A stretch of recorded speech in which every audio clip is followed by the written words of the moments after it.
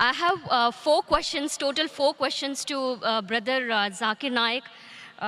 The first question is, Brother, I've been listening to your videos, in YouTube, that you were talking about the Holy Spirit, and you specifically mentioned that Holy Spirit exists. So I just wanted to know, is Holy Spirit there in Islam according to Quran? And also there is a verse in Old Testament Bible that the Spirit of God is hovering over the waters. बिस्मिल्लाहिर्रहमानिर्रहीम। नाजरीन, दीन इस्लाम channel में आपको खुशामदीद कहते हैं। मेरे 4 सवाल हैं जिनके जवाब मुझे कहीं से नहीं मिले। मेरा भाई पहले ही मुसलमान हो चुका है और वो हमें इस्लाम के बारे में बताता रहता है। मैं भी इस्लाम के बारे में जानना चाहती हूँ, मगर पहले अपने 4 सवालों के जवाब ले लूँ, इसके बाद फैसला करूँगी। 2 सवाल अभी करूँगी और 2 बाद में। अगर मेरे सवालों के जवाब मिल गए तो मैं इसी वक्त इस्लाम कबूल कर लूँगी, और अगर न मिल सके तो फिर कोई शिकवा मत करना।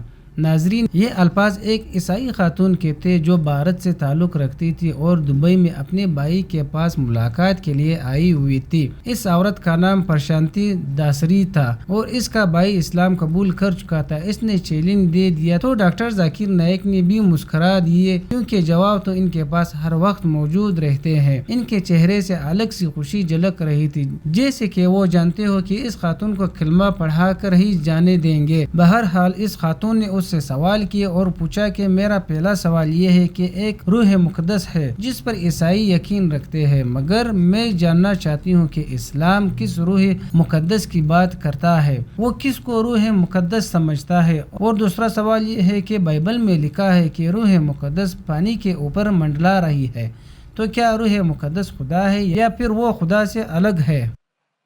Spirit of God. So is Holy Spirit a separate from Allah? This is my question. Sisters asked 2 questions. Question number 1 is that there is Holy Spirit. What is the meaning and who is this Holy Spirit as per the Quran, as per Islam, as compared to Christianity? And the Bible does say that the Spirit of God hovers above the water. What does it mean? Is the Holy Spirit separate than God?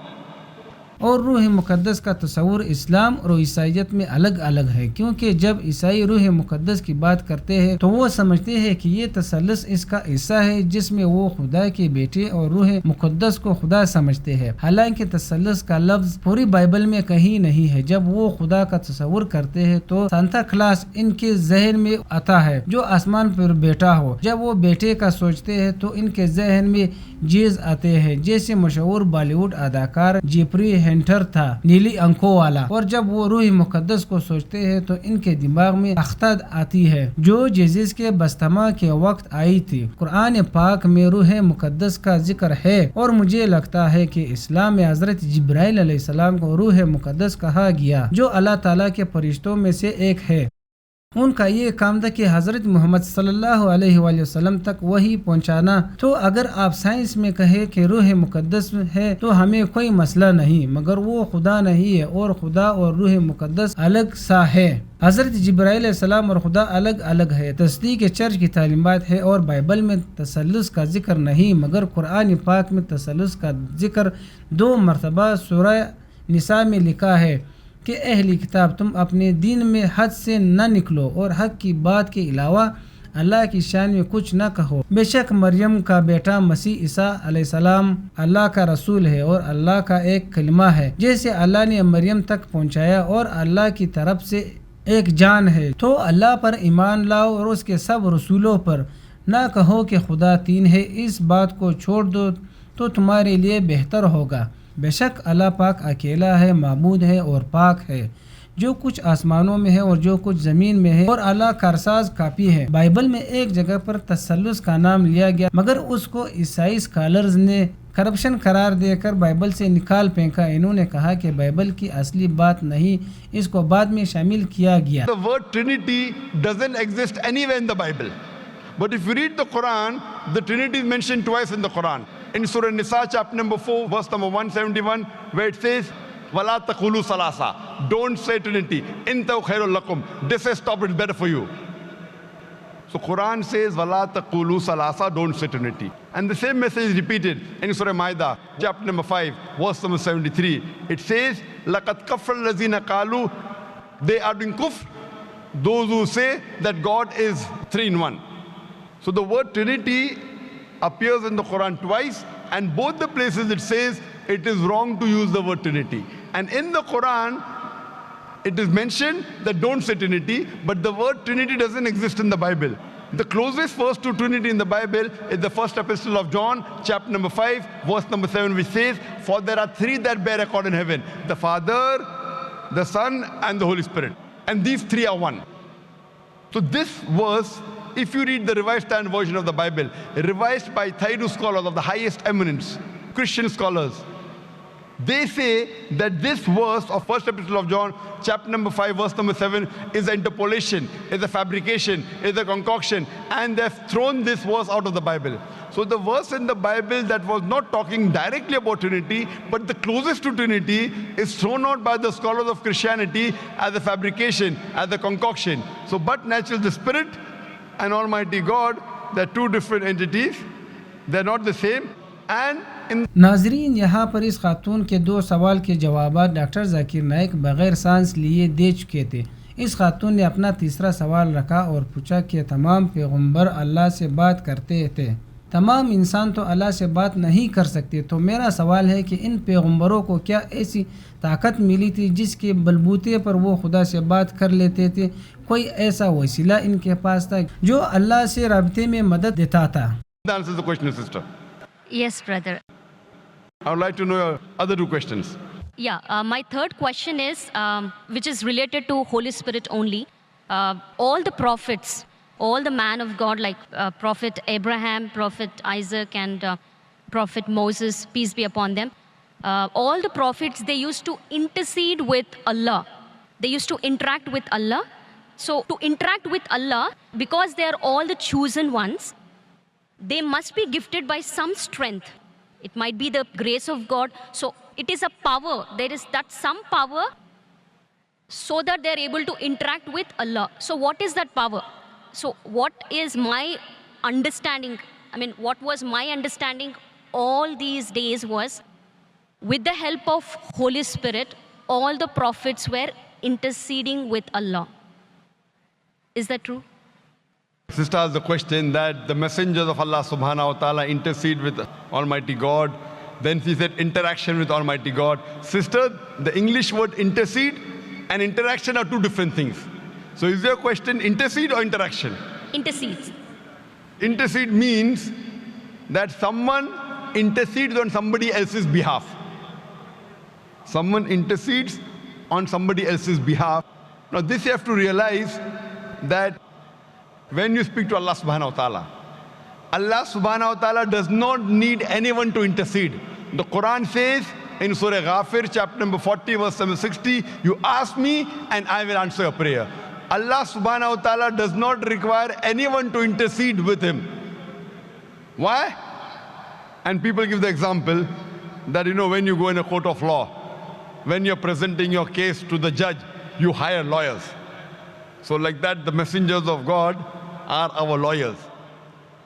This is okay and logical for a judge who is a human being, because the judge does not know who is the criminal, who is the robber. So the lawyer helps the judge to understand who is a criminal, who is a robber, who is not. But Allah subhanahu wa ta'ala has ilm-e ghaib. He does not require anyone to prove to him who is good, who is bad. So it is wrong to say intercede. Yes, someone can pray. A messenger can pray for other human beings. And Allah says in the Quran that Allah subhanahu wa ta'ala does not require any intercession except who He wills on the Day of Judgment. So on the Day of Judgment, Allah says He will give permission to certain people to intercede.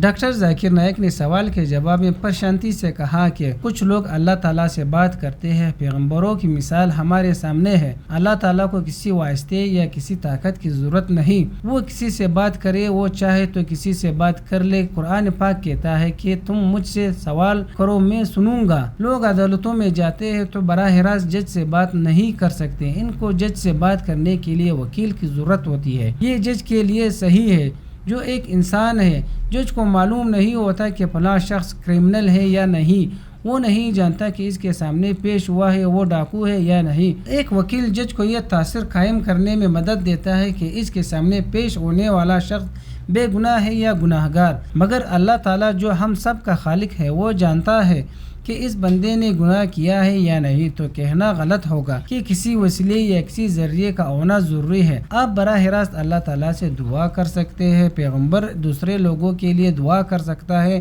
قرآن پاک میں اللہ تعالیٰ نے فرمایا کہ وہ قیامت کے لیے جن کی چاہے گا شفاعت قبول کرے گا۔ اپنی امت کے لیے دعا، اگر ہم بطور امتی ایک پیغمبر کو وسیلہ بنا کر خدا سے دعا کرے تو وہ غلط ہوگا۔ بہت سے انسان یہی کرتے ہیں، وہ انسانوں کو وسیلہ بنا کر یہ کہتے ہیں کہ دعا کرتے ہیں کہ یہ لوگ اللہ تعالیٰ کے زیادہ قریب ہے، لہٰذا اگر ہم اس کے ذریعے دعا کریں گے تو اللہ تعالیٰ ہماری دعا قبول کرے گا۔ یہ غلط ہے، ہمیں براہ راست دعا کرنی چاہیے۔ پیغمبروں کے پاس خصوصی طاقت تھی کہ وہ اللہ تعالیٰ سے بات کرتے تھے، اور یہ طاقت اللہ تعالیٰ کی دی ہوئی تھی۔ خدا انسانوں میں سے ایک انسان کو منتخب کرتا ہے تاکہ وہ دوسروں تک اس کا پیغام پہنچائے، یہ منتخب کردہ والے لوگ پیغمبر کہلاتے ہیں۔ ناظرین، ڈاکٹر ذاکر نائک نے اس خاتون کا قبول اسلام کے لیے 3 شرائط پوری کر دی، اور اب صرف ایک ہی باقی بچی تھی، یعنی 4 میں سے 3 سوالوں کے جواب دے دیے، اور اب صرف چوتھا اور آخری سوال ہی باقی تھا۔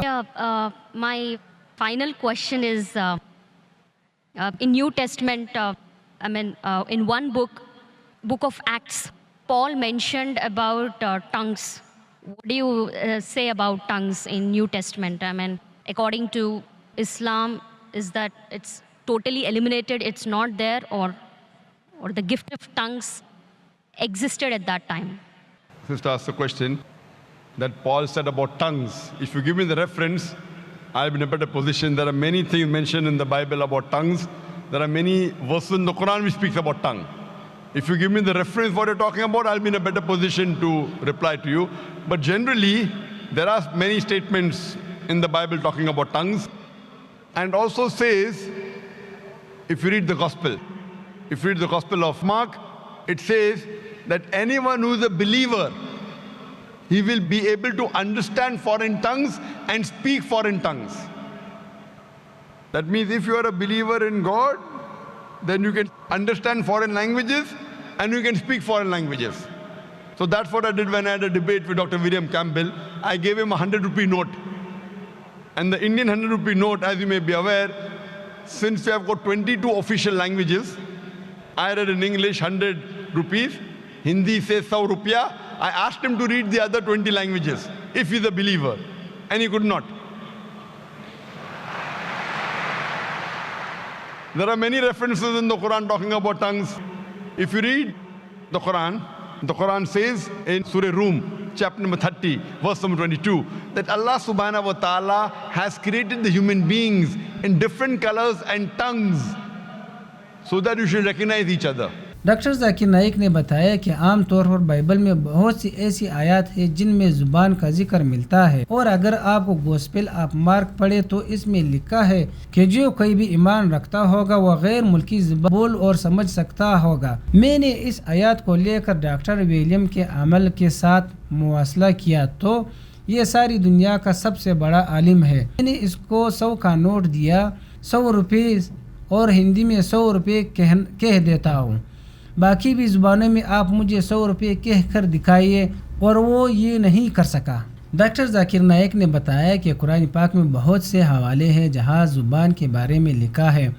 سورہ روم میں اللہ تعالیٰ نے فرمایا کہ اللہ تعالیٰ نے انسانوں کو مختلف رنگوں اور زبانوں میں پیدا کیا تاکہ تم ایک دوسرے کو پہچانو۔ اس کے علاوہ قرآن پاک کہتا ہے قیامت کے دن تمہاری زبان، تمہارے ہاتھ اور تمہارے اعضاء کو گواہ ہوں گے تم کیا کچھ کرتے رہے۔ ناظرین، ڈاکٹر ذاکر نائک نے اس خاتون کے 4 سوالوں کے جواب دیے، تو اصولاً تو اس خاتون کو اسلام قبول کر لینا چاہیے تھا، مگر اس نے کہا کہ میرا ایک آخری سوال میں کرنا چاہتی ہوں۔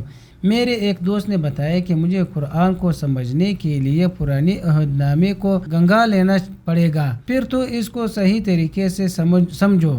ڈاکٹر ذاکر نائک نے بتایا کہ یہ ضروری نہیں، دنیا میں ایک پرانا عہد نامہ اور ایک نیا عہد نامہ موجود ہے، مگر آج ہمارے پاس ایک آخری عہد نامہ بھی موجود ہے اور وہ قرآن پاک۔ جب عیسائی کہتے ہیں کہ ہمیں نئے اور پرانے عہد نامے کو ماننا چاہیے تو میں ان سے کہتا ہوں کہ اس کے آخری عہد نامے کو مانو۔ مجھے بتائیے کہ آپ میڈیکل کالج میں جاتی ہو، جیسے کہ میں گیا تو میں نے دیکھا کہ ڈاکٹر کیف موری کی لکھی ہوئی کئی ایڈیشن دستیاب ہے۔ اب آپ بتائیے کہ آکسفورڈ کو پڑھنا چاہیے تو کیا آپ اس کا پہلا ایڈیشن پڑھے گی یا پھر سب سے نیا؟ خاتون نے جواب دیا، میں سب سے نئے ریلیز کیے گئے ایڈیشن کو ہی پڑھوں گی۔ ڈاکٹر ذاکر نائک نے کہا کہ اگر آپ یہ چاہتی ہے کہ آپ کو پرانا عہد نامہ لازمی ہی پڑھنا ہے تو پھر قرآن پاک پڑھنا ہی صحیح ہے، تو ایسا کر لے کہ قرآن پاک ہمیں ہدایت کرتا ہے کہ ان باتوں کی طرف آؤ جو مشترک ہے۔ پرانا عہد نامہ کھولیے اور قرآن پاک کو کھولیے اور دیکھیے دونوں میں کیا کیا چیزیں مشترک ہے، اس پر عمل شروع کر دے۔ اور دونوں صحیفے کہتے ہیں کہ اللہ تعالیٰ ایک ہے، اس کا کوئی شریک نہیں، کوئی بت تصویر یا مورتی نہیں، اس کا کوئی اولاد نہیں، اس کا کوئی والدین نہیں، اور عیسیٰ علیہ السلام خدا کے بیٹے نہیں، اور حضرت محمد صلی اللہ علیہ وآلہ وسلم اللہ تعالیٰ کے آخری رسول ہے۔ ڈاکٹر ذاکر نائک نے اب وہ سوال کیا اور پرشانتی سے پوچھا کہ بہن اب تو میں نے تمام سوال کے جواب دیے، اب اسلام کرو گی؟ اس پر پرشانتی نے ہاں میں جواب دیا۔ ڈاکٹر ذاکر نائک نے ماشاءاللہ کہتے ہوئے اس سے پوچھا کہ کیا اب تو یقین ہے کہ خدا ایک ہے؟ اس خاتون نے جواب دیا، میرا یقین ہے کہ اللہ ایک ہے۔ ڈاکٹر ذاکر نائک نے کہا، کیا آپ مانتی ہیں کہ جوزس خدا کے بیٹے نہیں بلکہ اس کے پیغمبر تھے؟ اس خاتون نے کہا، جی میں مانتی ہوں۔ پوچھا کہ کیا یہ ایمان رکھتی ہو کہ حضرت محمد صلی اللہ علیہ وسلم اللہ تعالیٰ کے آخری رسول ہے؟ پرشانتی نے جواب دیا، جی بالکل، میرا ایمان، میرا یقین ہے۔ ڈاکٹر ذاکر نائک نے پوچھا کہ بہن کوئی زبردستی تو نہیں کر رہا؟ ایسا تو بالکل نہیں، میں نے اپنی مرضی سے اسلام قبول کرنے کا فیصلہ کیا اور اسی لیے میں نے اتنے سوالات کیے تاکہ میں مکمل طور پر مطمئن ہو کر ہی اسلام قبول کروں۔ ڈاکٹر ذاکر نائک نے پرشانتی سے کہا کہ کوئی اسلام قبول کرنے کے لیے رشوت تو نہیں دے رہا، جس پر پرشانتی ہنس پڑی اور کہنے لگی، نہیں، آپ کیسی بات کر رہے ہو، ایسا تو بالکل بھی نہیں۔ ڈاکٹر ذاکر نائک نے بتایا کہ بھارت میں جب میں کسی کو اسلام قبول کراتا تو CID والے اس کے پاس فوراً پہنچ جاتے تھے اور کہتے تھے کہ تم کو ڈاکٹر ذاکر نائک نے کتنے پیسے دیے اسلام قبول کرنے کے لیے؟ ڈاکٹر ذاکر نائک نے پرشانتی کو کہا کہ میں عربی میں کلمہ دہراتا ہوں، تم پیچھے پیچھے پڑھنا۔ اشہدو اللہ اللہ الہ الہ الا اللہ الا اللہ واشہد واشہد ان ان محمدن محمدن عبدہ عبدہ ورسولہ۔ ورسولہ۔ I bear witness I bear witness that that there is no God there is no God but Allah, but Allah, and I bear witness and I bear witness that Prophet Muhammad Prophet Muhammad is the messenger is the messenger and servant of Allah. and servant of Allah. MashaAllah, sister, you're a Muslim. And may Allah subhanahu wa ta'ala accept your effort. And I pray to Allah subhanahu wa ta'ala that to guide you further and inshallah give you the best in this world as well as the akhirah and grant you a place in paradise, inshallah, sister. Thank you. Doctor Zakir Naik نے اس خاتون کو کلمہ پڑھا کر دائرہ اسلام میں داخل کر لیا اور ناظرین حال میں اللہ اکبر کے نعرے گونج اٹھے۔ ویڈیو کو لائک اور چینل کو سبسکرائب کرنا مت بھولیے۔ اپنا خیال رکھیے، اجازت چاہتے ہیں، اللہ حافظ۔